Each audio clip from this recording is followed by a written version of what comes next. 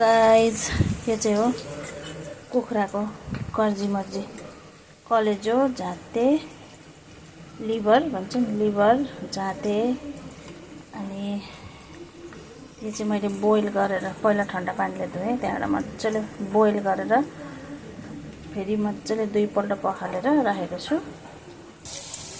यसको लागि चाहिँ मैले यहाँ 5 फोरन हालेँ फर्स्ट पालि 5 फोरन हालेर अनि 5 फोरन खरिएपछि चाहिँ प्याज हालेँ। अब यसरी चाहिँ म त्यो झाते कलेजो हालेर फ्राई गर्छु।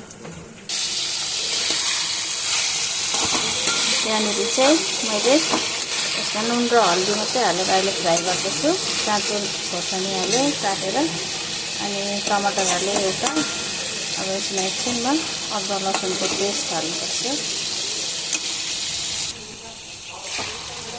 सो गाइज यहाँनिर चाहिँ मैले अदुवा लसुनको पेस्ट हालेँ अनि अलिकति जिरा पाउडर हालेँ अनि मजाले फ्राई गर्दैछु। अब यो 10 मिनटमा यो पाक्छ।